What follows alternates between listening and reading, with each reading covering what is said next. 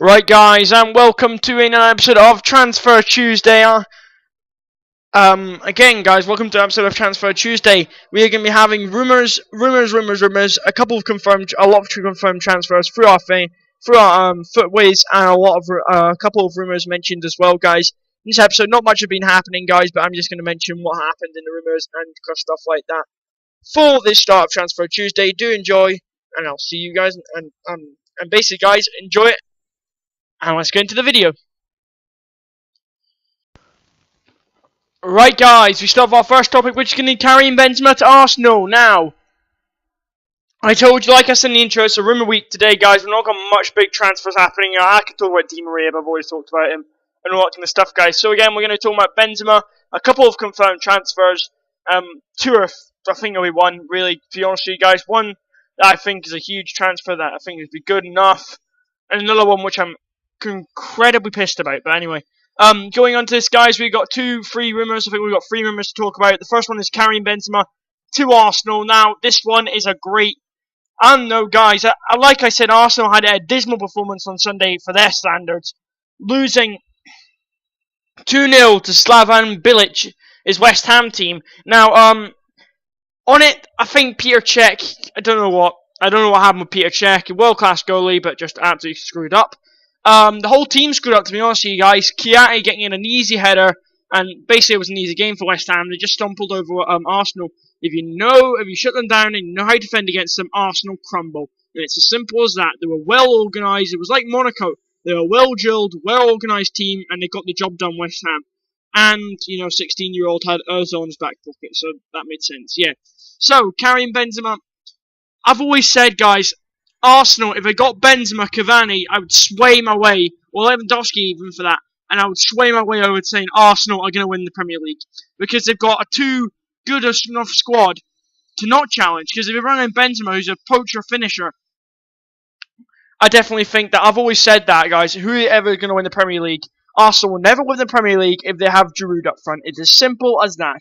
Or they get a world-class striker, they'll win the league. Simple as that. Giroud is not a striker that's going to win you, who's basically going to win you the title. You need a permanent striker who's going to bang the goals in for you. Costa did it for Chelsea last year. Look at Suarez, look at title-winning teams. You got Manchester United 2 years ago, Van Persie. They all have a great striker, and Giroud is not that great striker. To be honest with you, I think a lot of... I don't even know if it should be the first striker in the national French team. To be honest with you guys, next to Benzema. He shouldn't even be there, Giroud.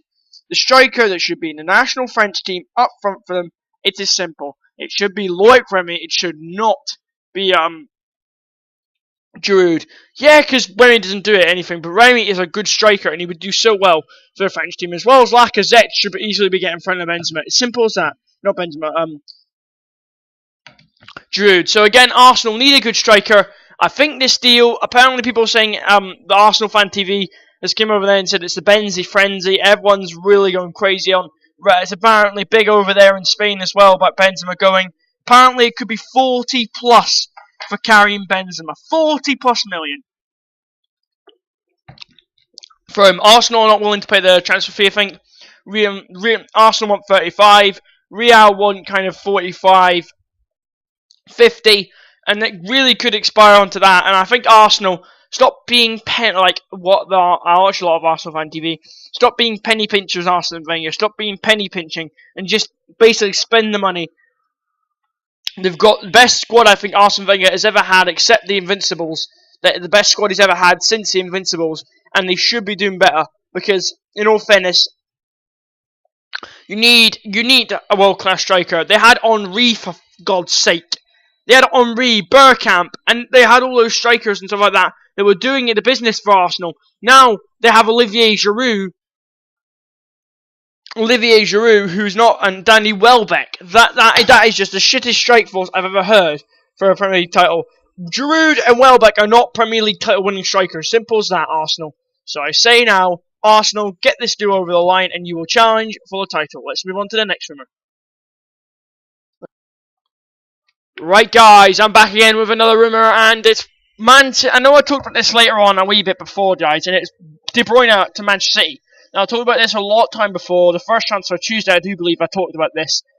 and I really tried to put a speculation on it. Now, the latest of it is that De Bruyne will join Manchester City this week, which I think is a huge transfer in all fairness. Now, Jose Mourinho has also been out flapping his gums on every single media site saying De Bruyne is not suited to the Premier League. And yet, De Bruyne, he could be right, Jose Mourinho. But again, I don't really, yeah, you could be right, but I don't understand why you're going and actually going crazy on the thing saying, he's not suited to the Premier League. In this little, Portuguese accent. But anyway, this one will be confirmed by the earliest of this week, which I really think City, financial fair play, and as well, City have been saying that, we're going to challenge for the title this year. No bloody way. Even if you have De Bruyne, if you bring in De Bruyne, people are saying like, Manchester City are going to win the Premier League this year. That is crap. The biggest load of crap. City fans, Blue Mountain TV, I'll watch it, but it's just crap. It's absolute crap how City are going to win the Premier League this year. If you look at sides like Chelsea, not strengthened. Arsenal, if they get a striker in, which they really are close to signing Benzema, you're screwed. Because I think Arsenal have got a much better squad than City's, in my opinion. If you look at City, they're saying, Kompany's going to find his form again. If you look at it, guys, Kompany's going to find his form again. Yaya Toure is going to find his form again. Aguero is going to stay fit the whole season. David Silva turns it on in games. Raheem Sterling doesn't act like a child. Basically stuff like that. And Mangala suits to the Premier League. There's so much ifs in it. City cannot win it. Like, listen, City, if you do get De Bruyne, they're not going to win it. Simple as that. You're relying on Aguero being fit as well. And then that is crap. Aguero's never going to be 100% fit. We all know he's never going to be 100% fit. Simple as that on Manchester City. And I hate them. I really do hate City because they spend so much money on players and stuff like that. And people are saying like, Chelsea and Manchester United. Sorry, Manchester City. You see, we have history. Yeah, you have history, but very, very, very little history compared to your neighbours, who Manchester United have won more Premier Leagues than you've had the Matt Pellegrini's had hot dinners. So you can see why. Basically, guys, I'm really quite mad about this deal. I really think that Manchester City, PSG for God's sake, as well as PSG have been stopped by signing players from financial fair play, and they must be sitting there thinking, what the hell? Why is this doing this? This is absolute crap. City get to spend all this money, and what do we get to spend? Nothing. Financial fair play, my arse. Financial fair play's got to crack down on that Qatar businessman, whatever he is. This guy could drop 50 million and not care about it. Like I said about Sterling, I had a rant about him saying like, listen, this bloke could drop 80 million. Shaq Mansour could drop 80 million, and it's just like an average 100 quid for a person. It would just be like, he'll lose it, but again, it won't keep him up. He won't keep him up sleeping night. So again, it shows you that De Bruyne, he's buying so much of his crap, and it's ridiculous. I think it's disgraceful how City are doing this. Buying English talent and stuff like that. Buying Richard White. What is the point in that? Yeah, to fill up your English numbers. That's shit. You look at teams in England from the smaller reach down who have to build from the youngsters that are coming through their academy. And City just laugh in their faces. Like, we're just going to buy Richard White just so we can fill up our English numbers and fill up our goalkeeper numbers. It's absolute shit. I'm having a rant about this because I'm sick of City always doing this, guys. Buying foreign players and then just going out and just buying free agent English players and just paying them a shit ton of money. Just sit on the reserves all week. It is absolute gob. I really am mad about this, guys, in all fairness, to be honest with you. Let's just move on to the next rumour.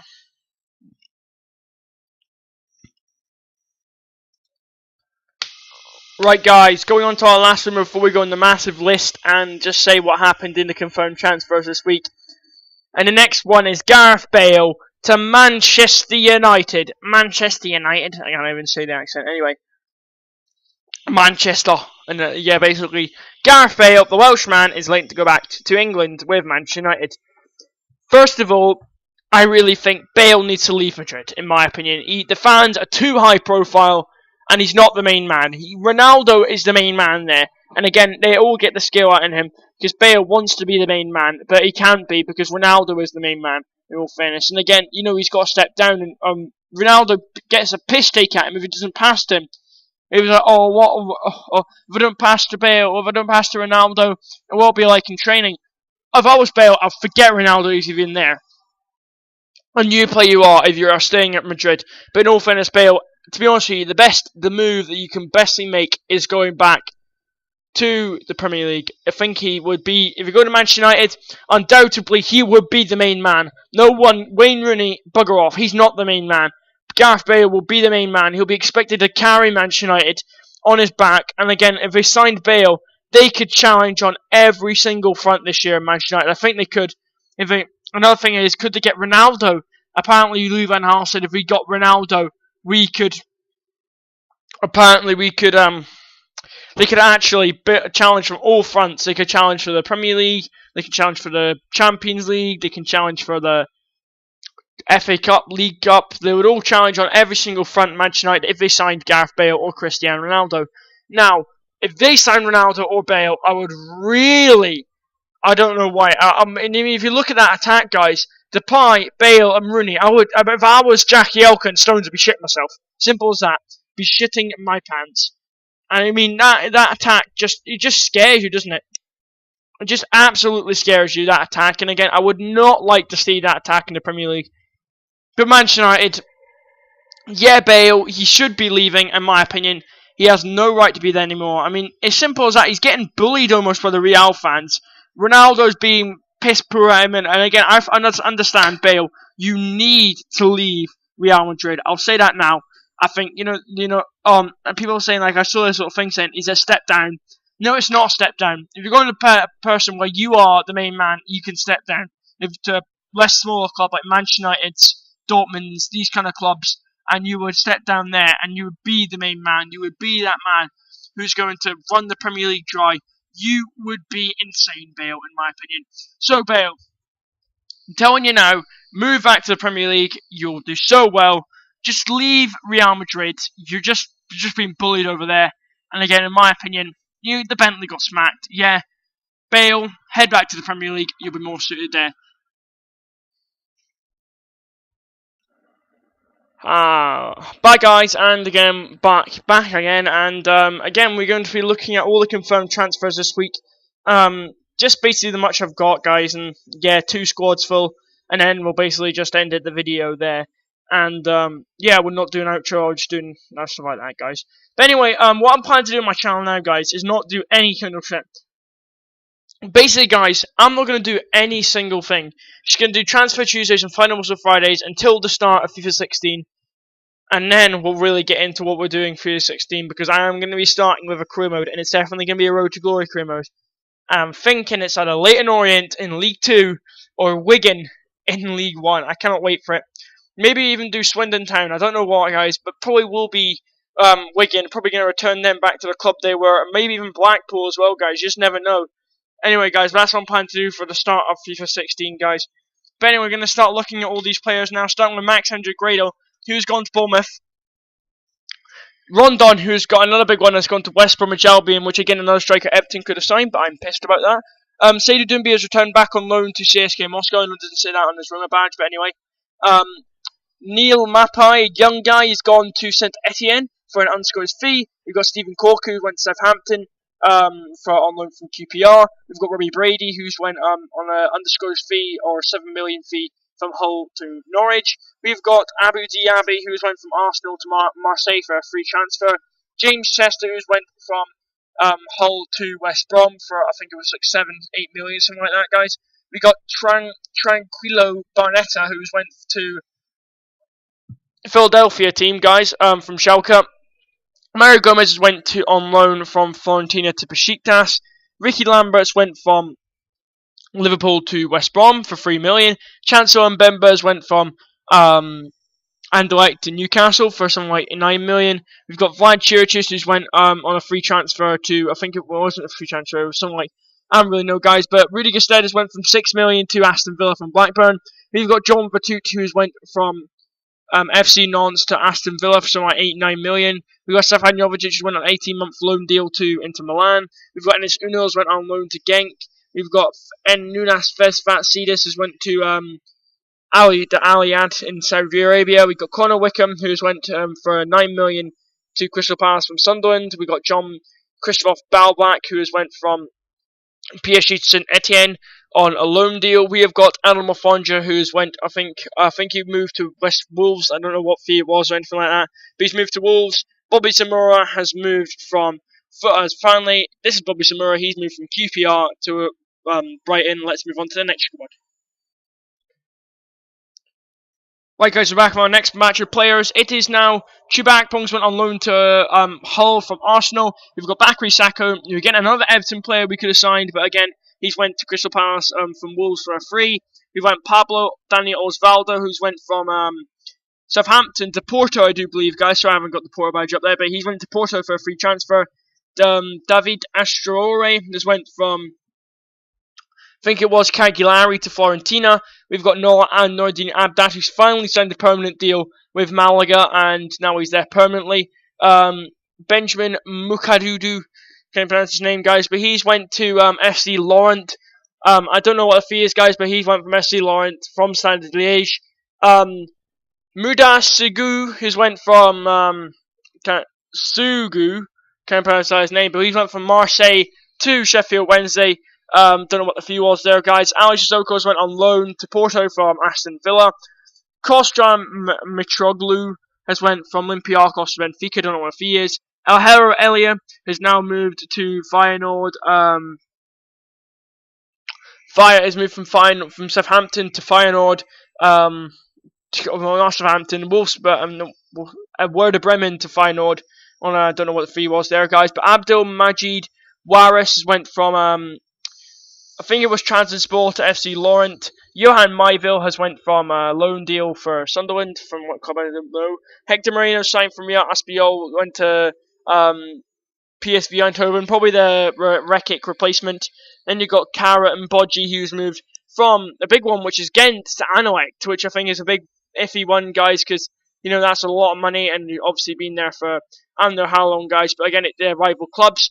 And last but not least, Shaqiri, a guy Everton could have signed, and now went to Stoke. And I'm thinking to myself, God damn it! Why are we not signing players? Shaqiri could turn Everton's team upside down. And again, he's now decided, oh wait, fuck, I'm gonna play in a rainy night in Stoke. And Everton didn't show any damn interest in them. I'm sick of it, guys. But anyway, thank you for watching an episode of Transfer Tuesday, and I'll see you guys next time. Good bloody bye.